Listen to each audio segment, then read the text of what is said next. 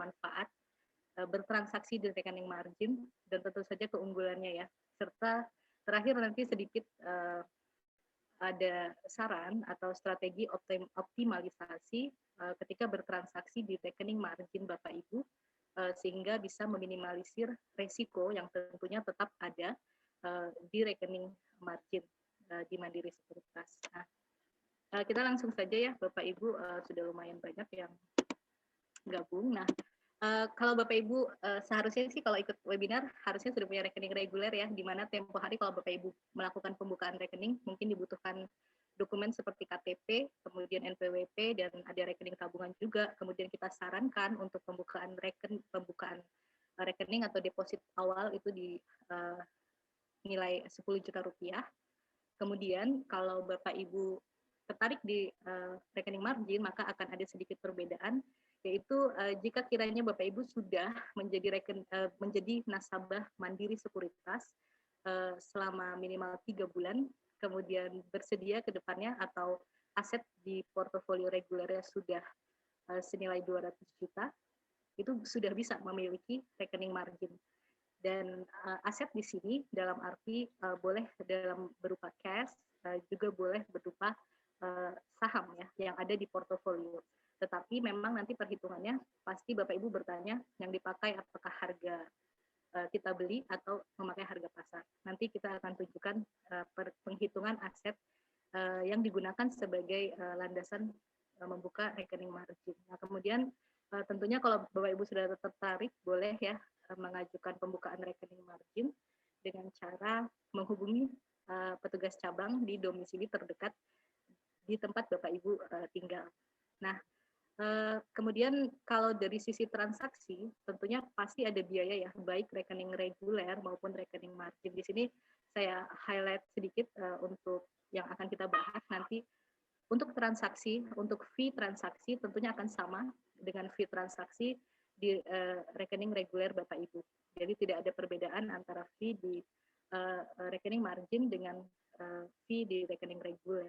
Tetapi Bapak Ibu, untuk kaitannya dengan penggunaan trading limit atau fasilitas pembiayaan oleh Mandiri Sekuritas, itu ada biaya yang jauh lebih kecil jika kita menggunakan rekening margin, yaitu di mana nanti kita akan bahas ya terkait seberapa murah biaya penggunaan limit di fasilitas margin atau rekening margin. Nah, trading limit seperti Bapak Ibu ketahui kalau untuk di rekening reguler itu ada ya, di mana kita bisa transaksi lebih besar daripada aset yang kita depositkan atau kita setorkan dengan rasio perhitungan yang mungkin ada sedikit perbedaan ketika di rekening margin.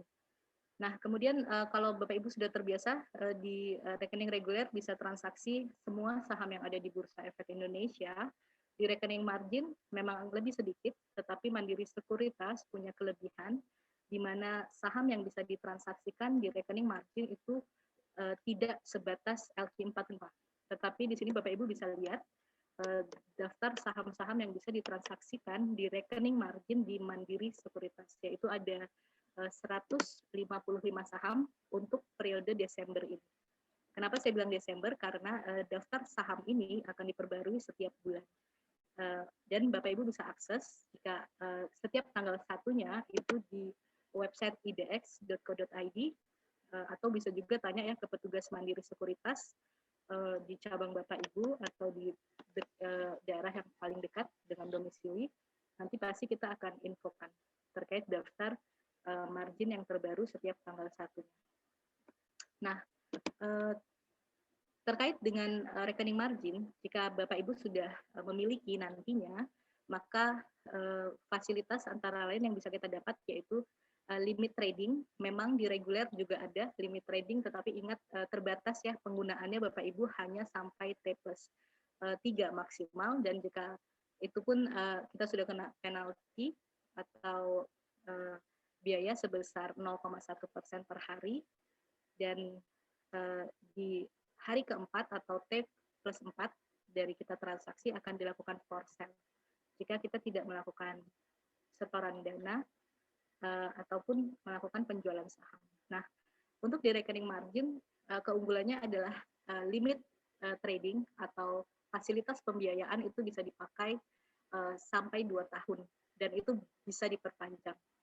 Plus biayanya lebih murah. Mungkin kita fokus dulu terkait dengan limit trading ya. Jadi kita refreshment karena saya ingin memastikan Bapak Ibu paham ya, limit trading itu hitungannya bagaimana sih sebenarnya baik di rekening reguler maupun di rekening margin. Nah, di sini gambaran ketika kita deposit pertama kali di rekening reguler, misal kita deposit senilai 300 juta rupiah, maka remain trading limit atau fasilitas pembiayaan yang kita bisa pakai itu maksimal adalah 900 juta rupiah.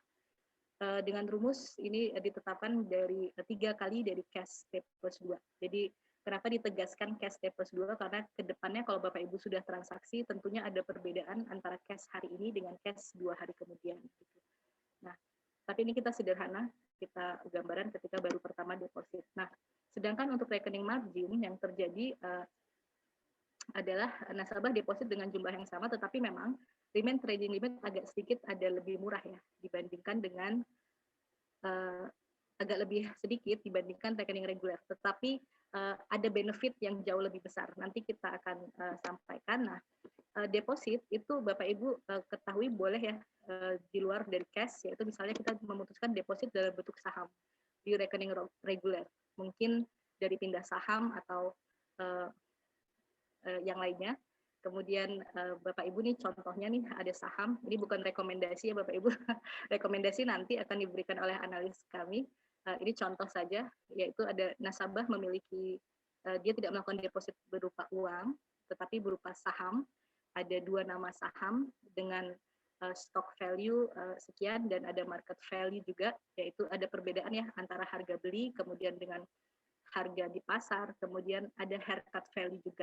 Di sini mungkin saya ingatkan ke Bapak Ibu, haircut value itu adalah harga pasar setelah disusutkan. Jadi penyusutannya berapa? Ini ada di kolom haircut, yaitu contohnya di sini ada ASRI, itu penyusutannya adalah 20%. Jadi market value saham ASRI di portofolio sebesar 336 juta disusutkan menjadi 268 juta 268.800.000. Nah, total dari haircut value ini akan menjadi landasan pemberian remain trading limit, yaitu 2 kali dari haircut value atau sebesar 635.350.000 rupiah. Jadi ini rumusnya. Bagaimana kalau di rekening margin? Maka di rekening margin di sini rumusnya agak sedikit berbeda, yaitu 1,8 kali, bukan 2 kali dari haircut value. Nah, tetapi ini ada sedikit kekeliruan di slide yang tampil, jadi tolong disesuaikan saja, kurang lebih di level harga yang agak lebih murah ya, untuk remain trading limitnya jadi sekitar 500 juta rupiah gitu. Nah, bagaimana kalau ada nasabah yang melakukan penyetoran dalam 2 bentuk, cash ditambah saham. Nah, maka ilustrasinya seperti ini. Di rekening reguler Bapak Ibu, misalnya setoran cash 50 juta rupiah, kemudian ternyata kita punya saham dengan nominal yang tampil di sini, maka remain trading limitnya adalah penjumlahan dari hasil kali dari cash, yaitu 3 kali 50 juta, kemudian ditambah 2 kali dari total haircut value, sehingga didapat nilai trading limit atau fasilitas pembiayaan yang bisa Bapak Ibu pakai itu maksimal di 785.350.000 rupiah. Nah, bagaimana kalau untuk rekening margin limitnya? Di sini hitungannya rumusnya kurang lebih sama ya, hanya multifaktornya saja yang berbeda dan dijumlahkan. Jadi 2 slide yang sebelumnya itu digabung gitu. Nah, ini gambarannya Bapak Ibu. Kalau Bapak Ibu lihat memang ada sedikit perbedaan remain trading limit, tetapi ada benefit tambahan yang jauh lebih besar nantinya di sini yang akan kita berikan kepada Bapak Ibu. Nah, remain trading limit ini Bapak Ibu bisa pakai di selama 3 hari ya kurang lebih kalau untuk rekening reguler. Jadi ini gambarannya, Bapak Ibu melakukan pembelian saham untuk rekening reguler itu di T plus 0, kemudian akan ada tagihan tentunya di T plus 2. Nah, untuk rekening reguler, jika Bapak Ibu tidak melunasi di T plus 2, maka di T plus 3 itu akan masih diberi kesempatan untuk melakukan deposit dana atau penjualan saham. jika Bapak Ibu tetap tidak melakukan deposit dana atau penjualan saham, maka di T+4 akan ada yang namanya for sale atau penjualan paksa sebagian saham yang ada di portofolio untuk menutupi tagihan minus di cash T+2-nya. Seperti itu. Nah, dan di sini Bapak Ibu sudah kena biaya ya sejak Bapak Ibu tidak melunasi, yaitu terhitung mulai dari jatuh tempo. Nah, ketika dilakukan for sale, tentunya dana itu tidak langsung masuk ya Bapak Ibu, masuknya masih di T+6.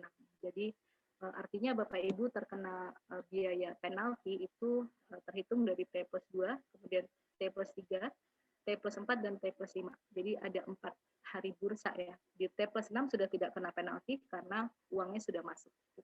Nah, jadi total 0,4%. Oke, tetap kita bisa pakai limit, tetapi ternyata terbatas ya. Nah, di rekening margin tidak ada for sale kaitannya dengan T+4. Jadi kelebihannya di situ. Dan Bapak Ibu meskipun memakai limit, tetapi tidak ada for sale, kembali lagi saya tekankan, dan bisa dipakai sampai 2 tahun.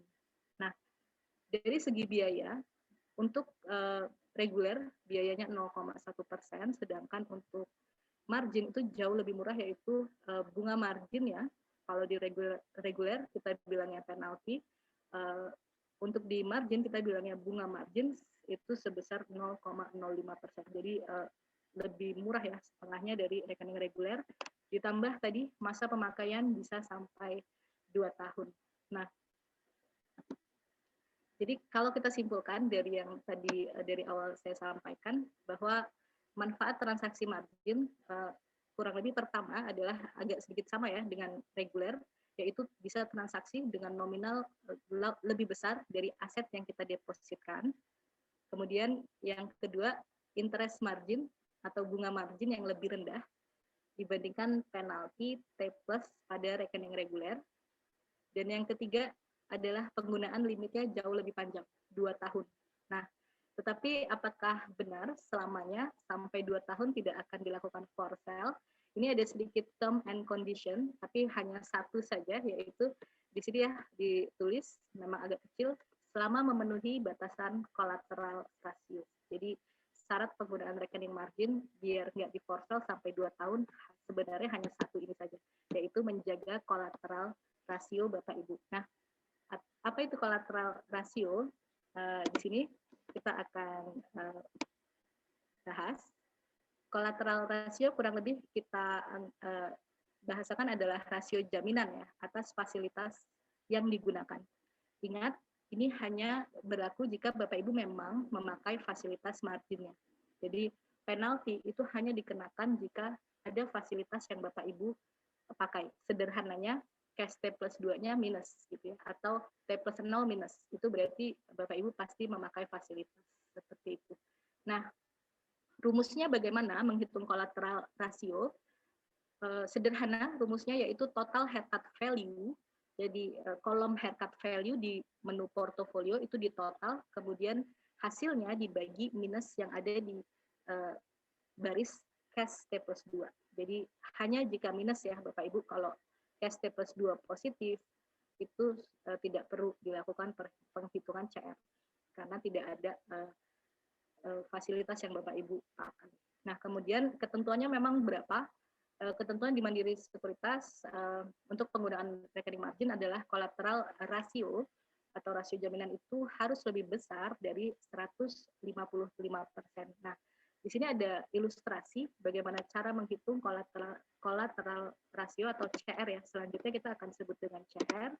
Nah, ini tampilan portofolio seperti ini untuk di Mandiri Sekuritas. Ini gambaran, misalnya nasabah melakukan deposit itu sebesar 200 juta rupiah, tetapi kemudian melakukan pembelian terlihat dari jumlah stock value itu sampai 353 juta rupiah, 353.600.000 rupiah. Nah, sehingga tercatatnya dia menggunakan fasilitas itu 153.600.000. Jadi Kemudian haircut value didapatkan dengan totalnya yaitu 317 juta rupiah. Sehingga hitungan CR-nya itu ini aman ya, masih di atas 155% atau 206% collateral ratio. Jadi kalau nasabahnya posisi portofolionya seperti ini, maka dia benar-benar mau memakai fasilitas selama 2 tahun, tidak akan ada for sale dari Mandiri Sekuritas gitu. Ya, ini dari dijabarkan ya, jadi harusnya cukup mudah. Nah, kemudian pertanyaan Bapak Ibu mungkin apa sih yang membuat CR itu bisa turun ya? Tadi kan peraturannya tidak boleh nih turun ke bawah 155%. Nah, di sini ditampilkan salah satu penyebab. Jadi ada beberapa, kita breakdown satu-satu. Pertama yang sering terjadi adalah karena penurunan saham yang signifikan di portofolio. Jadi contoh di sini investor membeli saham ASRI di harga 248, kemudian terjadi penurunan di bursa sampai ke harga 200 rupiah, sehingga dan untuk BRPT juga ada penurunan sampai 7%, sehingga haircut value-nya turun dari yang tadinya di slide sebelumnya 300 juta rupiah kurang lebih menjadi hanya 236 juta. Tagihan atau fasilitas yang digunakan tidak berubah karena nasabah juga tidak melakukan setoran ya atau deposit dana, sehingga didapat collateral ratio itu menjadi 153,78%. Nah, berarti kalau ini berarti sudah di luar ketentuan, maka nasabah nanti akan mendapat pemberitahuan dari Mandiri Sekuritas. Gitu. Nah, bentuk pemberitahuannya nanti akan kita tampilkan. Next, kita akan lihat apa hanya ini saja, masih ada lagi satu. Ketika terjadi perubahan haircut masing-masing saham, yang merubah itu bisa Clearing Penjamin Efek Indonesia dan Mandiri Sekuritas. Jadi setiap bulan ini ada review ya Bapak Ibu atau insidentil. Jika tiba-tiba ada aksi korporasi perusahaan yang menyebabkan resiko di saham tersebut ternyata naik, maka haircut-nya atau penyusutannya akan diperbesar. Nah, ini contohnya saham ASRI dan BRPT ini masing-masing naik haircut-nya sebesar 5%. Untuk ASRI tadinya hanya 0,20 penyusutannya atau 20%, kemudian berubah menjadi 25%. Dan saham BRPT juga sama, ada perubahan dari 15% penyusutan menjadi 20%. Sehingga total haircut value yang ada di portofolio nasabah turun menjadi 221.600.000 rupiah. Sehingga collateral ratio kembali ketika dihitung terjadi lagi di luar ketentuan, yaitu 144%.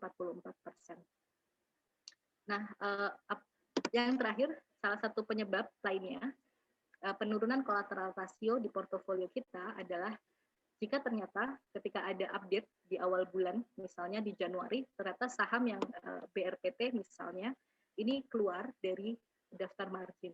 Nah, ketika keluar dari daftar margin, saham tersebut akan dipindah ke rekening reguler.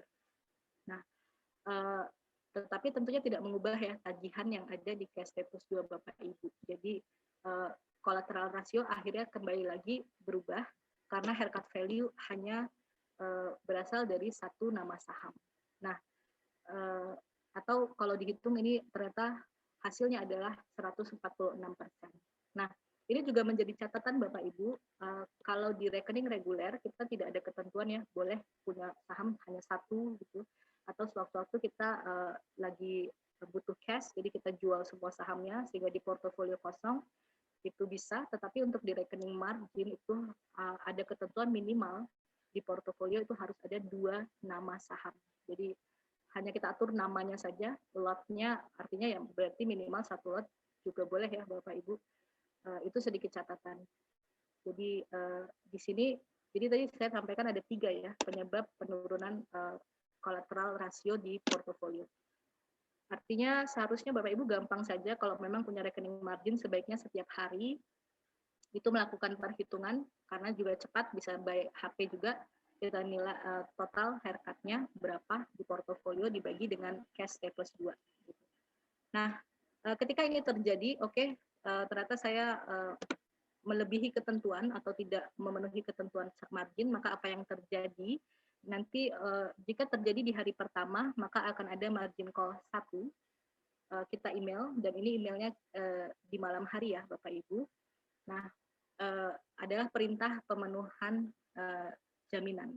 Dapat berupa deposit dana, nanti di emailnya akan dihitung, diinfokan jika ingin deposit dana, maka dananya berapa yang perlu didepositkan, atau jika mau dengan opsi jual saham, maka berapa sih nominal saham yang harus dijual.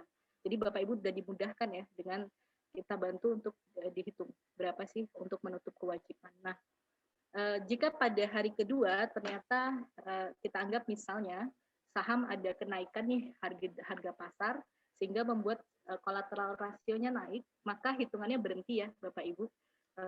Bapak Ibu boleh bebas untuk tidak melakukan deposit dana atau penjualan saham. Misalnya di akhir hari bursa, di hari kedua ternyata kita hitung sudah naik nih kolateral rasio menjadi 160% atau CR menjadi 160%. Maka kewajiban Bapak Ibu untuk memenuhi jaminan rekening itu sudah hilang. Nah, tetapi kalau ternyata tetap di hari kedua di bawah ketentuan CR 155%, maka akan ada margin call kedua di email ke Bapak Ibu. Nah, kalau sampai hari ketiga, maka malamnya akan kami email, yaitu pemberitahuan for sale. Jadi belum di for sale, masih pemberitahuan for sale. Dan ini hati-hati karena besoknya Mandiri Sekuritas melalui tim risk management itu akan melakukan penjualan paksa saham yang ada di portofolio Bapak Ibu di sesi manapun. Jadi tidak bisa memilih ya sahamnya saham apa, dan nggak bisa nitip juga di sesi 2 ya dijualnya. Tidak bisa. Jadi tetapi ini saya rasa juga sudah lumayan membantu ya Bapak Ibu, kita infokan melalui email dan kita bantu hitungkan juga berapa jumlah kewajiban Bapak Ibu.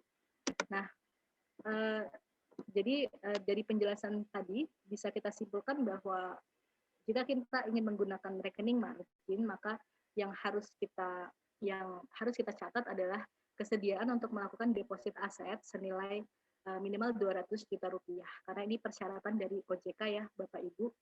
Nah, asetnya pun sudah dipermudah, tidak harus cash, boleh dalam bentuk saham, tetapi memang kita pakai penilaian haircut value. Jadi bukan dari harga saham kita beli, bukan juga dari harga pasar, tetapi menggunakan haircut value, yaitu harga pasar portofolio kita setelah disusupkan dengan masing-masing haircut emiten. Nah, kemudian tadi peraturan yang saya sampaikan minimal 2 nama saham yang ada di portofolio. Kemudian biayanya yang jauh lebih murah dari rekening reguler, yaitu 0,05% per hari, atau kalau disetahunkan berarti 18% setahun. Kemudian jangka waktu penggunaan fasilitas yang jauh lebih lama, yaitu 2 tahun, dengan catatan memang kita memenuhi CR, collateral ratio harus di atas 155%. Nah, di sini ada sedikit ya, mungkin banyak strategi, tetapi ini untuk awal mula yang bisa kita sarankan, yaitu strategi optimalisasi. Kalau kita memang punya rekening margin untuk menghindari for sale, untuk menghindari mungkin kerugian yang melebihi profil risiko kita, yaitu mungkin sarannya adalah kita pribadi itu menetapkan CR sendiri, disiplin CR, di mana kita punya tetapkan misalnya setiap hari saya akan hitung CR itu untuk harus lebih besar daripada 170%, sehingga kecil kemungkinan kalaupun besok market turun, CR kita anjlok sampai di bawah ketentuan. Jadi kalau 170 itu seharusnya aman ya Bapak Ibu. Jadi ini bisa Bapak Ibu terapkan sendiri. Jadi memang menuntut kita harus menghitung ya, mungkin setiap hari, atau mungkin antisipasi saja ketika market ada penurunan, apakah CR itu memenuhi keluar dari ketentuan rekening margin. Kemudian strategi berikutnya disarankan untuk disiplin dengan time horizon. Jadi meskipun fasilitas pembiayaan itu bisa sampai 2 tahun, tetapi ingat ada biaya per harinya yang tadi saya sampaikan, yaitu 0,05% per hari. Maka alangkah baiknya jika memang ternyata kita sudah memperoleh keuntungan yang sesuai dengan target awal investasi, atau waktunya sudah sesuai dengan yang kita tetapkan, saham atau emiten yang kita miliki itu bisa dijual, gitu, sehingga kita bisa take profit segera, juga bisa juga memperkecil beban bunga margin. Nah, kemudian di rekening margin juga disarankan kita harus lebih disiplin ya dalam menentukan titik cut loss, titik stop loss, dan mungkin agak lebih konservatif nih dibandingkan ketika penerapan rasio cut loss di rekening reguler. Seperti itu. Kemudian terakhir adalah sarannya ketika kita memiliki keuntungan dengan catatan mungkin memang belum mencapai ya dari target price yang kita tetapkan, boleh disarankan untuk melakukan average up selama fasilitas pembiayaan itu masih ada sisa atau masih ada nih yang bisa limit atau fasilitas yang bisa kita pakai untuk menambah lot yang kita miliki. Seperti itu. Dan ini ada sedikit terakhir, ada ilustrasi Bapak Ibu.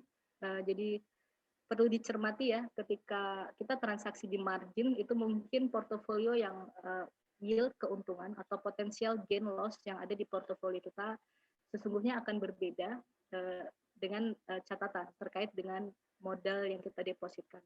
Di sini contohnya ada nasabah melakukan deposit awal 200 juta rupiah, kemudian nasabah memutuskan membeli saham senilai 300 juta rupiah, dan dari transaksi tersebut nasabah mendapatkan keuntungan 50 juta rupiah.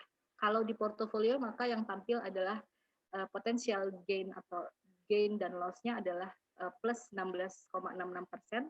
Tetapi kalau kita catat secara pribadi, yield dari modal yang kita setorkan di awal yaitu 200 juta, kemudian mendapatkan potensial gain 50 juta, berarti seharusnya yield potensial kita adalah 40% ya. Jadi jauh lebih besar daripada yang tampil di portofolio. Nah, tetapi ingat, multiplier efek ini juga berlaku ketika kita mengalami kerugian atau potensial loss. Jadi di sini itulah kenapa disarankan ketika kita menetapkan rasio cut loss untuk di rekening margin sebaiknya lebih konservatif dibandingkan di rekening reguler, atau kita lebih disiplin cut loss gitu, dengan rasio cut loss yang lebih kecil dibandingkan di rekening reguler. Di sini contohnya kebalikannya, jadi nasabah deposit 200 juta rupiah, membeli saham seharga 300 juta rupiah, dan ternyata di portofolio mengalami potensial loss sebesar 20 juta rupiah, dan yang tampil di portofolio adalah potensial GL-nya itu adalah minus 6,6%. Tetapi sebenarnya berdasarkan modal yang kita setorkan 200 juta dan kita menderita rugi 20 juta, seharusnya kita yield dari modal awal itu artinya minus ya, lebih besar yaitu 10%. Jadi ada keuntungannya multiplier berganda, tetapi juga sama ketika resiko juga ada multiplier efeknya juga. Nah, jika Bapak Ibu tertarik, tadi sudah saya perkenalkan ya, jadi mudah-mudahan nih dari yang sebelumnya belum tahu rekening margin itu apa, benefitnya apa, bedanya apa sih dengan rekening reguler yang saat ini saya miliki, maka Bapak Ibu bisa hubungi ya, kalau memang sudah tertarik bisa di Care Center Mandiri Sekuritas di alamat yang saya tampilkan, atau yang paling gampang seharusnya adalah menghubungi petugas cabang di daerah domisili Bapak Ibu masing-masing. Jika belum tahu, boleh silakan tanya ke Care Center Mandiri Sekuritas. Nah, mungkin itu saja dari saya. Bisa Mas Ezadi, silahkan. Oke, terima kasih Mbak Pia. Lumayan membuka wawasan nih sepertinya untuk teman-teman yang belum pernah pakai rekening margin. Karena jujur pas awal saya tahu rekening margin juga saya agak bingung nih, bedanya dengan rekening reguler itu apa gitu kan. Apakah saya pengajuan limit 1 miliar, saya langsung kena bunga 1 miliar, tapi ternyata enggak ya Mbak Pia ya. Oh, kalau dipakai aja ya, baru betul, kena Mas. bunganya. Betul. Iya. Jadi tadi terkait dengan pengajuan, jadi di sini ada di depan ya, saya infokan. Nah, ini ketika pembukaan rekening, jadi ada setelah kita rasa kita memenuhi ya persyaratan, oke, saya sudah 3 bulan kok dan saya tertarik dengan rekening margin, kemudian aset saya di rekening reguler atau bahkan saya bersedia deposit baru terpisah, bersedia memenuhi ketentuan minimal 200 juta rupiah, Kemudian memang kita harus ajukan, jadi tidak bisa otomatis ya Mas Ezadi, jadi Iya. tidak otomatis kita lakukan, karena di situ ketika kita pengajuan, kita akan ada menanyakan nih ke investor, Bapak Ibu mau memakai fasilitasnya berapa kali nih gitu, karena Iya, kita kita di konfirmasi sini dulu ya. kita konfirmasi dulu. Jadi ketika pengajuan Bapak Ibu bisa ajukan maksimal 3 kali dari aset. Jadi asetnya seperti ini ya, artinya ketika bentuknya saham maka hitungan yang tadi, atau ketika dua-duanya nih punya aset, cash, punya foto juga. Contoh di sini yang ambil di sini Mas Ezadi, nasabahnya punya uang cash 50 juta, saham juga dia punya, maka kita bilang Bapak Ibu bisa mengajukan limit itu hingga 780 jutaan rupiah, seperti itu. Nah, artinya limitnya sampai 700, Bapak Ibu bisa transaksi sampai 3 kali lah kurang lebih dari aset, kalau bentuknya cash. Kalau bentuknya saham maka 2 kali dari haircut value. Siap. Jadi mungkin sekedar ingin menambahkan, mungkin dilihatnya dari nama-nama saham yang masuk daftar 155 saham margin tadi ya Mbak Fia ya. Jadi jadi kalau misalnya ada sahamnya tidak masuk ke rekening margin, itu tidak akan kita hitung sebagai perhitungan remain trading limit di rekening margin Bapak Ibu semua. Ini udah ada beberapa pertanyaan nih Mbak Fia, mungkin kita jawab satu-satu ya kali Mbak Fia ya. Ya, baik Mas Ezadi. Oke, ini ada pertanyaan dari, tidak memberikan nama. Persyaratan memindahkan saham dari akun reguler ke akun margin, Mbak Fia. Ya, baik. Untuk pindah saham dari akun reguler ke akun margin itu gampang sekali Bapak Ibu. Bisa sambil rebahan ya untuk melakukan pindah saham. Kenapa? Karena kita online, jadi nggak usah harus laporan ke kita, boleh pindah by website di www.most.co.id atau www.mos.co.id. Kemudian Bapak Ibu login dengan user ID dan password untuk trading seperti biasa. Kemudian ada menu stock transfer. Nanti Bapak Ibu tinggal pindah saja, dan itu langsung ya immediate dia pindahnya ke margin, Mas Ezadi. Iya. Jadi tidak ada syarat ya, dan mungkin pesannya adalah yang bisa dipindah tentunya adalah saham yang masuk kategori margin. Saham Bapak Ibu tadi. Salah satunya paling gampang adalah ceknya di haircut. Jadi seharusnya kalau dia bukan saham margin, haircutnya itu 100%. Atau haircut value-nya itu 0. Oke. Atau kalau gampang lagi ya, ini lihat di file PDF ini udah kita tampilkan nih yang berlaku di bulan Desember. Jadi nggak usah download lagi ya, Mas Ezadi. Oke, Mbak Fia. Jadi mungkin kalau tadi untuk nasabah yang mau online bisa akses di www.mos.co.id, atau kalau yang masih bingung, ya paling gampang adalah silakan hubungi Care Center. Biasanya dari Care Center itu ada formnya ya Mbak Fia ya, form pindah aset, pindah saham. Itu selama dia SID-nya sama, selama dia SID-nya sama dari nasabah rekening reguler ke nasabah rekening margin itu tidak dikenakan biaya. Seperti itu. Terus ada pertanyaan lagi tentang persentase harga itu bagaimana sih dasar penentuannya? Apakah berbeda untuk setiap saham? Baik. Haircut ini yang menentukan pertama adalah Clearing Penjamin Efek Indonesia, tetapi sekuritas berhak ya menentukan haircut sendiri, tapi cenderung biasanya bukan lebih murah ya, tetapi lebih tinggi gitu ya. Artinya sekuritas bisa berhak menentukan haircutnya, misal dari Clearing Penjamin ternyata saham ini haircutnya 80, tetapi Mandiri Sekuritas menetapkan 100, itu mungkin saja dan boleh gitu. Nah, jadi haircut itu cenderung mengikuti potensi resiko atau dari emiten ya, atau dari penilaian menurut Clearing Penjamin Efek mungkin banyak ya. Tapi yang saya tahu salah satunya dari profil resiko sih, salah satunya ya Mas Ezadi gitu. Mungkin Mas Ezadi juga tahu nih.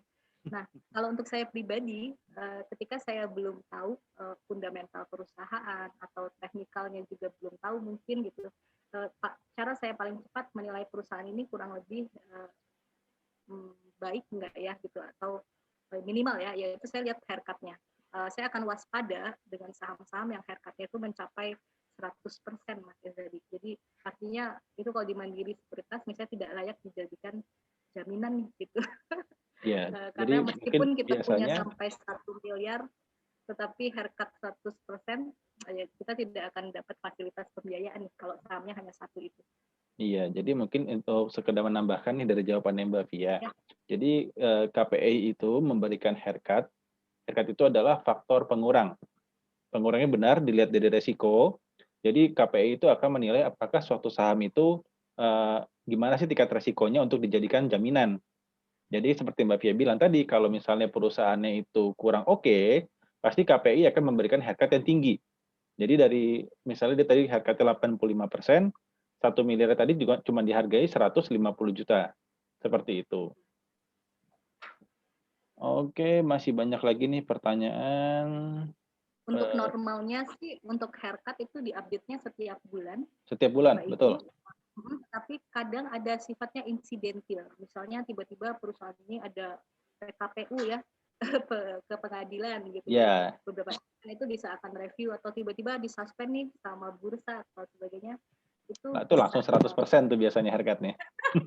Iya, betul Bapak Ibu. Nah itu hati-hati karena itu bisa mempengaruhi kolateral. Ya, kayak tadi udah Mbak Via jelasin kan, salah satu penyebab CR turun adalah ketika haircut-nya naik. Yang awalnya cuma 20 jadi 25 itu akan sangat mempengaruhi collateral ratio. Oke, ini ada pertanyaan juga, sudah mengajukan rekening margin sekitar 1 minggu lalu. Cara mengetahui bahwa rekening margin saya sudah aktif, bagaimana caranya? Oh Ini iya, mungkin Bapak Ibu. bisa saya jawab aja kali Mbak Via ya?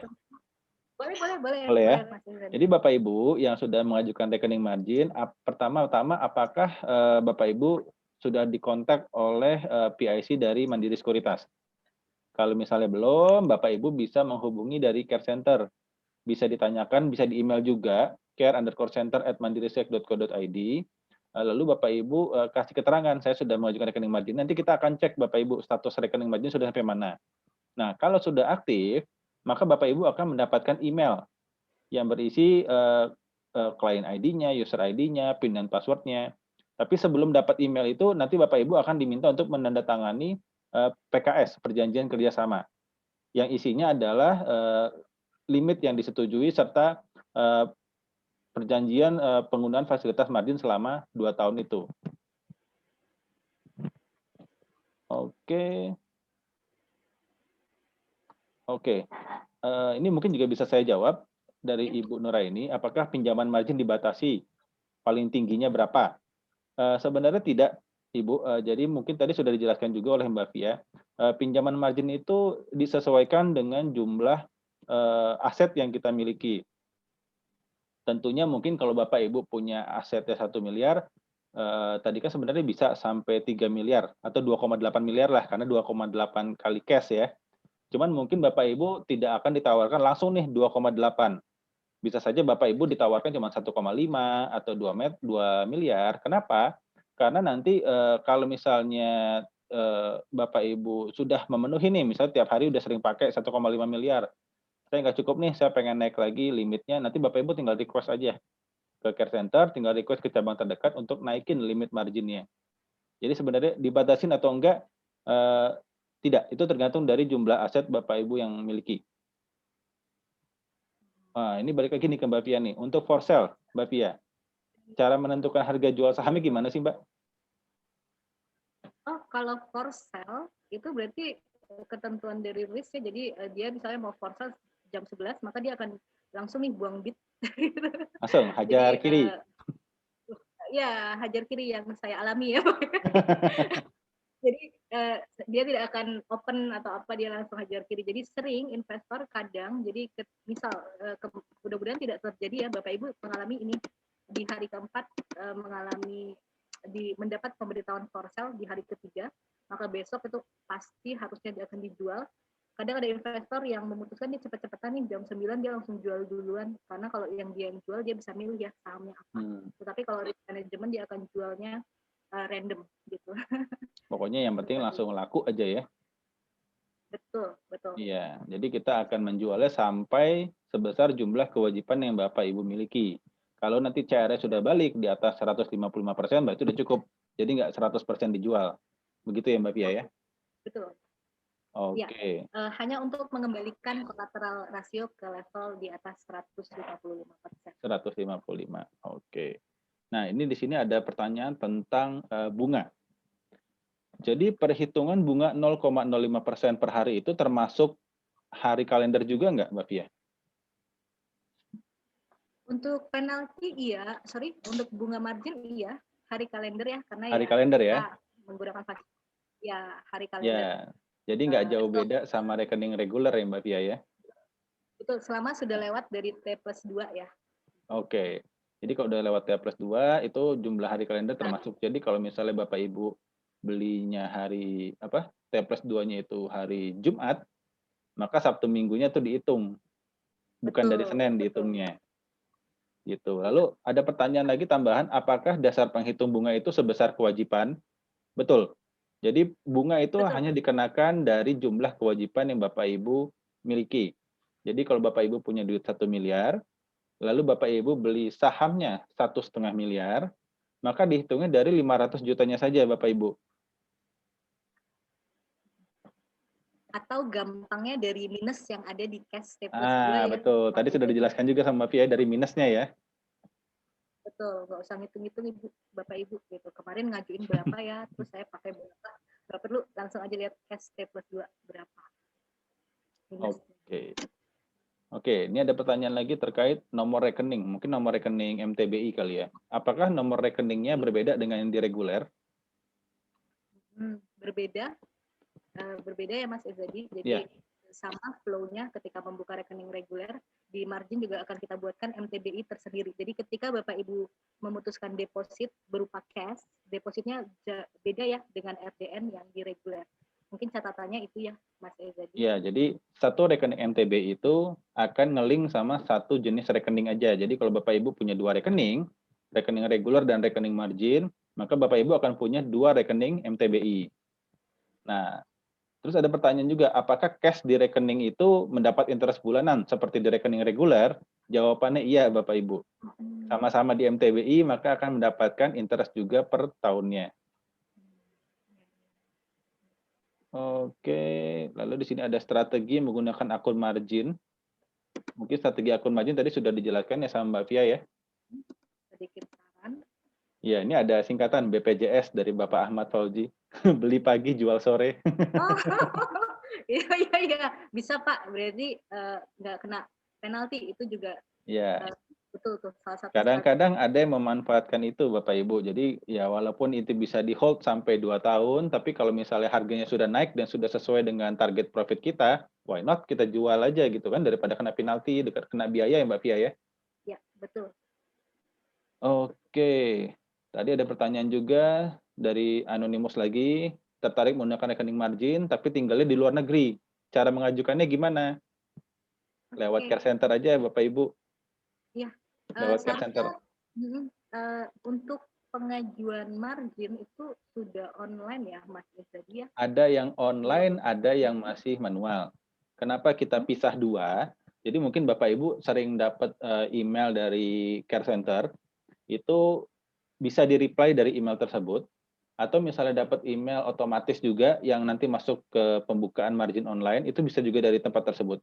Perbedaannya adalah untuk saat ini pembukaan margin secara online itu cuma bisa untuk nasabah-nasabah yang mendaftar selama 6 bulan terakhir, Mbak Fia.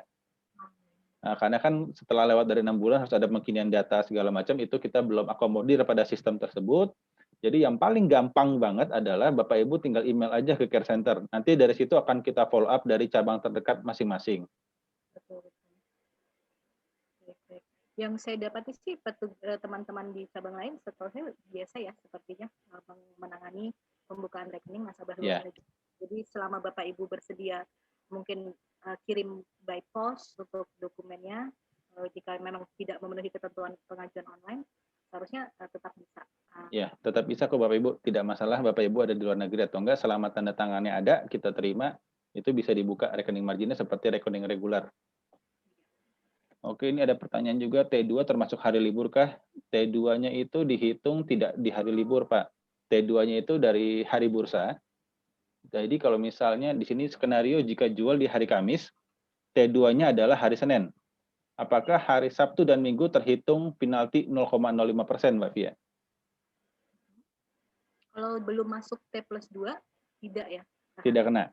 Jadi penalti atau biaya margin itu akan dikenakan setelah T+2, Bapak Ibu. Betul.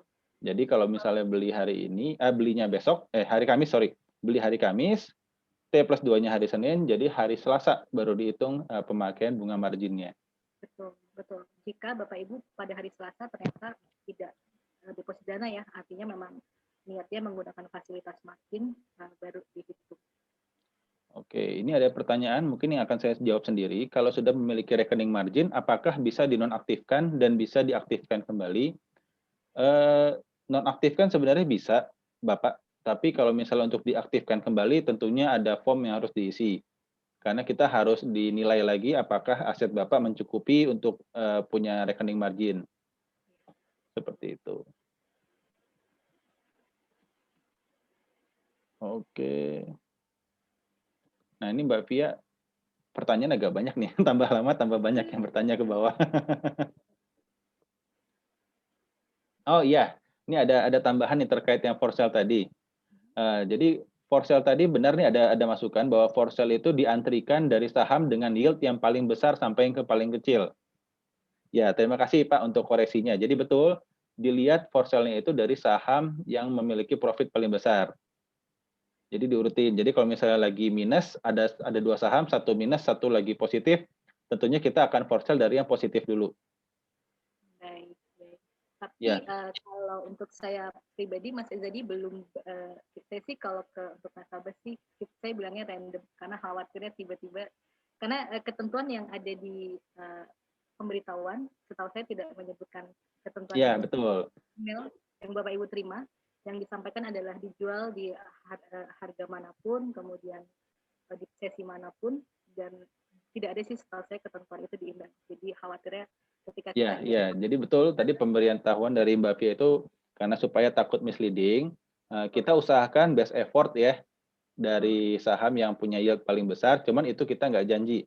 Kita betul, akan jual yang mana yang bisa menutupi lebih cepat, seperti itu. betul, betul. Mungkin tambahannya seperti itu ya Mas Ezadi. Iya. Biar Ada pertanyaan kalau kurang 2 saham di Porto kena penalti berapa? Sebenarnya nggak kena penalti, Bapak. Cuman kalau misalnya kurang dari 2 saham, tentunya nanti akan dihubungi oleh cabang supaya ditambah jadi 1 saham lagi aja, 1 lot aja. betul. Kalau Bapak Ibu sampai pemberitahuan keberapa nanti akan disuspend kalau diabaikan ya pemberitahuannya.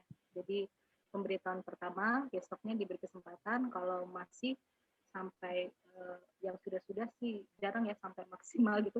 Iya, Rata-rata pemberian satu langsung sih besoknya dipenuhi tinggal karena beli toh 1 saham apa aja ya, 1 lot betul aja. betul tidak mengatur lotnya, hanya namanya saja Bapak Ibu. Jadi kalau bisa immediately segera ketika dapat pemberitahuan hari ini malam hari, besok langsung dipenuhi nih permohonan dari Mandiri Sekuritas. Oke, terima kasih Mbak Via. Ini Kang Hadi, by the way sudah nungguin dari tadi nih mau nampilin saham-saham apa aja yang paling sesuai, paling cocok nih. Karena ada juga pertanyaan yang bertanya gimana nih strategi untuk transaksi margin, saham-saham apa aja yang cocok. Oke, mumpung sambil Kang Hadi menyiapkan materinya, Bapak Ibu kita ada sedikit polling yang kita minta tolong Bapak Ibu untuk mengisi polling tersebut untuk kami mengetahui perbaikan-perbaikan apa yang perlu kami lakukan pada acara webinar kali ini supaya webinar ke depannya bisa lebih baik lagi. Oke, Kang Hadi mungkin boleh disiapkan saja materinya sambil kita jalankan pollingnya.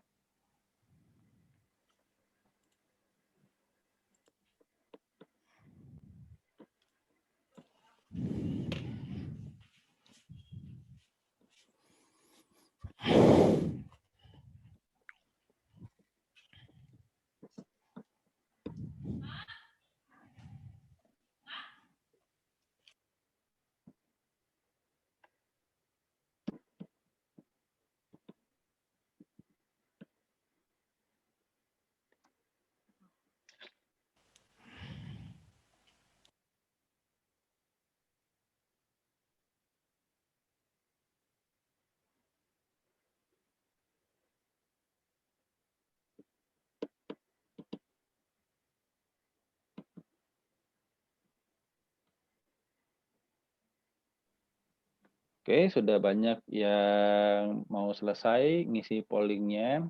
Terima kasih Bapak Ibu yang sudah selesai mengisi polling. Kita akan tunggu ya sekitar 30 detik lagi untuk memberikan waktu pada Bapak Ibu yang belum selesai mengisi pollingnya. Kang Hadi udah siap ya materinya?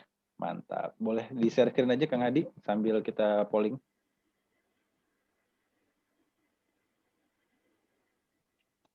Iya, materinya udah masuk ya Mbak Fia ya? Baik, Kelihatan ya? kelihatan. Oke, kita akhiri pollingnya. Terima kasih Bapak Ibu yang sudah mengikuti polling. Di sini sudah ada Kang Hadi sebagai Technical Analyst Mandiri Sekuritas. Kemarin saya sempat ngobrol sama Kang Hadi, Kang, berhubung transaksi margin itu tadi kalau kata Mbak Fia, cut loser faster sama hold winner longer. Nah ini ada nggak Kang, dari 155 saham margin yang tadi ditampilkan oleh Mbak Fia, saham-saham apa sih yang sebenarnya paling cocok untuk transaksi menggunakan rekening margin nih Kang Hadi? Silakan Kang. Ya, suara saya terdengar? Terdengar, mantap. Baik, terima kasih Mas Ezadi, Mbak Via. Selamat sore Bapak Ibu, rekan-rekan investor dimanapun berada, baik investor maupun trader. Ya, saya akan menyampaikan sebenarnya dari berapa sih 150 saham margin ya? Ya, mana saja sih yang cocok lah istilahnya, yang masih mempunyai potensi upside ke atas dan memang masih ada spread nggak untuk ke atas gitu kan secara teknikal gitu kan. Nah, tapi sebelum saya sampaikan itu semua, saya ingin mengajak Bapak Ibu, ini adalah bulan November Desember. Jadi kita lihat trennya seperti apa. Nah, ini saya menggunakan data bukan kalau orang-orang itu pakai datanya 10 tahun ke belakang. Jadi kayaknya sih kurang, bukan kayaknya, itu tidak pasti akan meng-capture trend. Karena suatu saham itu harus dilihat bagaimana ketika bullish trend dan bearish trend. Kalau hanya dilihat dari bullish trend aja juga kurang mencerminkan. Nah, IHSG itu dari tahun 85. Nah, ini sampai dengan data 2019. Nah, kalau Bapak Ibu lihat pergerakan di sini pusing kan banyak. Nah, kita fokus saja ke bulan November di sini, Desember, nanti mungkin akan ada bulan Januari depan ya. Nah, Bapak Ibu kalau kita lihat, karena mungkin bukan karena saat ini COVID, jadi November ini biasanya returnnya kecil. Tapi mungkin untuk tahun ini returnnya sangat besar sekali. Nah, bagaimana dengan Desember dan segala macamnya? Kita lihat Desember itu selalu memberikan keuntungan return yang besar dari 28 kali, 29 kali plus 7 kali yang gagalnya. Nah, kalau November banyak minusnya 1 bulan, tapi kalau ada juga plusnya. Jadi kurang lebih ya adalah beberapa deviasi, ada beberapa bias seperti yang terjadi sekarang ini. Nah, kalau saya simpulkan, nah seperti ini Bapak Ibu, memang November itu ya, rata-rata plusnya 0,74 dari tahun 83. Jadi Desember itu returnnya lumayan gede ya, ini rata-rata di sini. Nah jadi habis itu Januari masih ada potensi, Februari juga ada tuh. Jadi Januari, Februari, Maret, sampai April kita sampai Mei masih oke lah. Jadi sebenarnya menggunakan margin ini bisa boosting leverage ya, bisa boosting untuk mendapatkan keuntungan. Tentunya Bapak Ibu harus menggunakan timing yang tepat. Karena kalau menggunakan margin dalam kondisi timing yang salah, seketika bearish, ya ini Bapak Ibu malah akan apa istilahnya, resikonya lebih besar, kerugiannya bisa double. Nah, gunakanlah margin ketika market lagi bullish. Nah, itu kuncinya di sana seperti yang Mbak ya tadi bilang ya. Nah, ini statistiknya seperti ini. Jadi manfaatkanlah dengan sebaik mungkin untuk mendapatkan keuntungan, untuk mendapatkan cuan. Nah, kalau kita lihat IHSG ini terbagi beberapa sektor. Ini sektor by industri. Industri. Nah, ini by sektornya. Nah, kalau dilihat dari ESG-nya sih ada beberapa sektor, ada 9 sektor. Ini saya ambil dari MSCI. Nah, Bapak Ibu bisa lihat IHSG kita itu di-drive dari sektor keuangan, khususnya saham-saham di bank. Nah, di sini. Nah, yang kedua saham-saham telekomunikasi. Ya, kalau kita menggunakan MSCI ini lebih detail dibandingkan dengan hanya sektoral di IHSG. Kalau kita lihat telekomunikasi masuknya ke infrastruktur, kayaknya kurang tepat. Nah, di sini. Nah, kita lihat bobotnya di sini. Nah, Bapak Ibu nanti sebenarnya penggunaan margin ini bisa mengikuti bobot ini. Karena kalau indeksnya naik, pasti saham-saham bank yang akan naik duluan ini. Nah, terlepas pasti ada apa aja itu di saham-saham perbankannya nih. Seperti Bapak Ibu yang alami kemarin, ya sebelum IHSG-nya rebound pasti banknya akan naik duluan. Begitu juga sama, ketika mau turun banknya akan duluan. Nah, ini tidak terlepas dari semua komposisi ini. Nah, nanti bobotnya bisa di perbankan dan di telekomunikasi. Ada sih beberapa seperti consumer energy, yaitu melengkapi saja lah. Kita bahas per sektornya. Ada 150 saham margin ya, tentunya kita juga nggak bisa beli semuanya. Kita fokuskan hanya beberapa saja.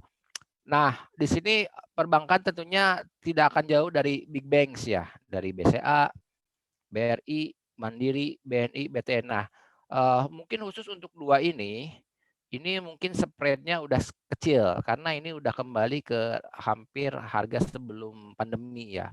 Nah, ada yang belum nyampe ke seharga sebelum pandemi nih, 3 bawah ini.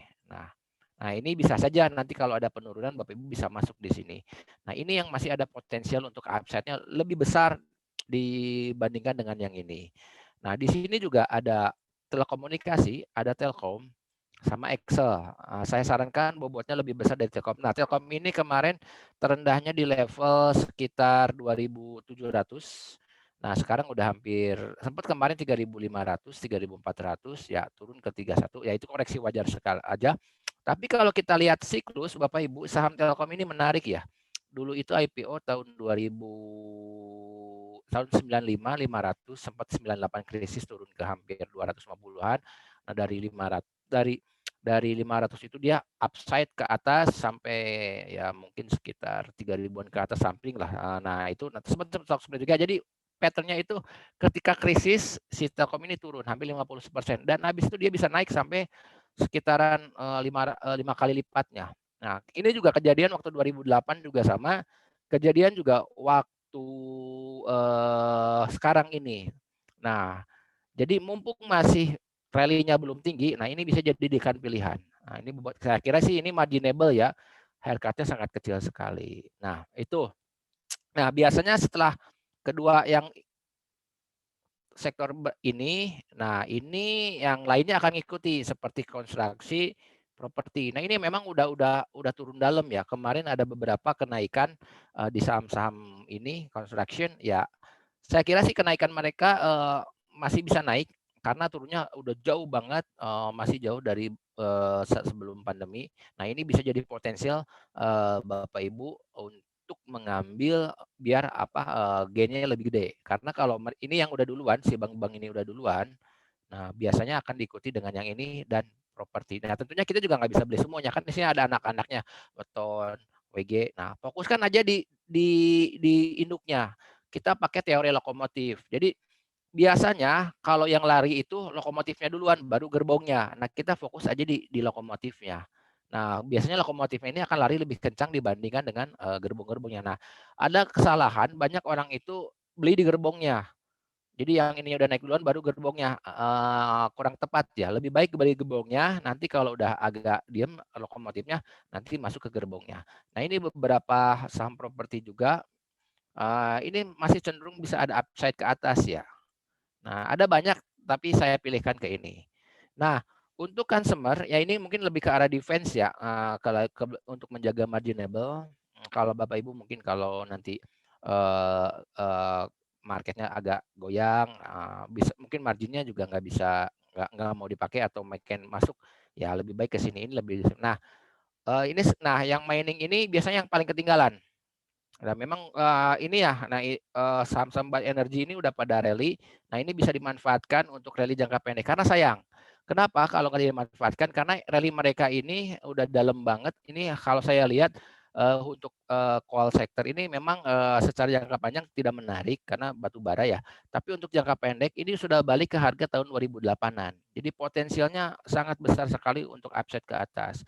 Nah, untuk ini yang ketiga ini ada cyclical aja, ngikutin dari tren aja. Nah, Nanti Bapak Ibu fokuskan saja di banking, di telekomunikasi. Nah, ini nanti bisa short term, properti juga short term, memanfaatkan momentum juga seperti mining. Saya kira sih ini yang akan menjadi pilihan utama di big banks ya, Bapak Ibu, karena bobotnya jadi IHSG-nya naik, pasti bankingnya naik. Karena kadang-kadang nasabah gini, IHSG-nya naik, saham-sahamnya nggak naik. Nah, itu kesalahan karena salah pemilihan saham. Jadi semuanya mengacu ke sini. Nah, nanti detailnya Bapak Ibu bisa lihat bagaimana fundamentalnya, bagaimana teknikalnya. Nanti bisa lihat di laporan-laporan technical analysis atau dari matriks valuasi yang ada di Mandiri Sekuritas. Ya, itu saja Pak Ezadi tipsnya dari saya. Terima kasih. Mantap, Kang Don. Terima kasih, Kang Hadi, atas tips dan trik untuk penggunaan rekening margin. Bisa dilihat tadi Bapak Ibu, fokus utamanya adalah di sektor finansial dan sektor telekomunikasi. Belilah ketika market sedang bullish, itu adalah salah satu tips untuk sukses menggunakan rekening margin. Oke, terima kasih Kang Hadi. Dari Mbak Via, apakah ada lagi yang mau ditambahkan? Ya, sudah cukup Mas Ezadi, sudah cukup lengkap tadi. Kebetulan yang nanya juga bagus nih pertanyaannya, jadi harusnya udah cukup informatif ya buat Sobat Mapan atau Bapak Ibu yang tertarik dengan rekening margin. Oke, terima kasih Mbak Via dari Lampung dan Kang Hadi dari Bandung. Terima kasih sudah menjadi narasumber pada acara webinar kita hari ini. Untuk Bapak Ibu yang tertarik untuk menggunakan rekening margin, silakan menghubungi cabang Mandiri Sekuritas terdekat atau hubungi care center kami di 14032 atau email ke care_center@mandirisek.co.id. Terima kasih sekali lagi atas waktu yang telah diberikan kepada kami untuk memberikan acara webinar kali ini. Mohon maaf apabila ada kekurangan dalam acara webinar kami. Lebih kata, kami undur diri dulu. Terima kasih semuanya. Assalamualaikum warahmatullahi wabarakatuh. Terima Terima kasih Mas kasih. Ezadi. Terima kasih Mas Ezadi, Mbak Via. Sama-sama Kang Hadi.